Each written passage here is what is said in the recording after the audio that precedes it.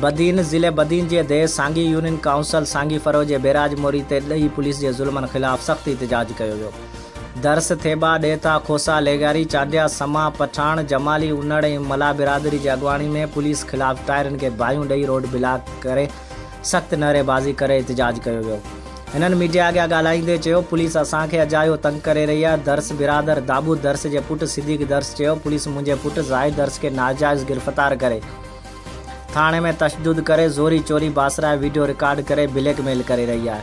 हिननि वधीक मीडिया अॻियां ॻाल्हाईंदे चयो, ॾही पुलिस SHO बशीर चांडियो 5 लख घुरे थो, चवे थो पैसा ॾियो न त ज़ाहिद खे हाफ़ फिराए कराए छॾींदसि। हिननि चयो, कोर्ट जी ज़मानत जे आर्डर बि पुलिस नथी वठे, थाणे ते वञूं था त पुलिस गिरफ़्तार थी करे। होॾां पठाण बिरादरी जे खानू पठाण मीडिया अॻियां ॻाल्हाईंदे चयो, ॾही पुलिस खे वॾेरे जी चोच ते असांजे घरनि ते का करे औरतनि ते तशद्दुद करे घर में बीठल ॿकरियूं ऐं छेला काए वई आहे। होॾां जमाली उनड़ बिरादरी मीडिया अॻियां ॻाल्हाईंदे चयो, असांजी लेड कमीशन जी ज़मीन आहे जंहिं ते असांजो केस बि हलंदड़ आहे। हिन ज़मीन ते असां सदियुनि खां आबाद आहियूं, पर पुलिस बासरन PP कामरेड रसूल बख्श राइमू अली नवाज़ पठाण रशीद गडगोर खां पैसा वठी असां मिसकिननि जे 55 ॼणनि ते कूड़ियूं FIR कटे ज़ुल्म करे रही आहे। हिननि मीडिया अॻियां ॻाल्हाईंदे चयो, असांजो हिन बेराज मोरी ते लॻल रिज़की दुकान बासरन राति जे पेट में दुकान पटड़ाए समूरो सामान खणाए विया।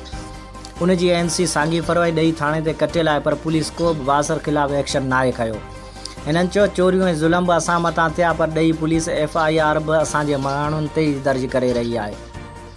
हिननि सभिनी हिक ई आवाज़ में मीडिया अॻियां ॻाल्हाईंदे चयो, असीं वज़ीर आला सिंध साईं मुराद अली शाह IG सिंध SSP बदीन खां मुतालबो कयूं था त ॾही पुलिस बशीर चांडियो खे ॾही थाणे तां हटाए को ईमानदार आफ़ीसर मुक़ररु कयो वञे। जीअं असां मिसकिननि सां इंसाफ़ थिए, ॿी सूरत में असां कोर्ट सगुरी जो दर खुरकाईंदासीं।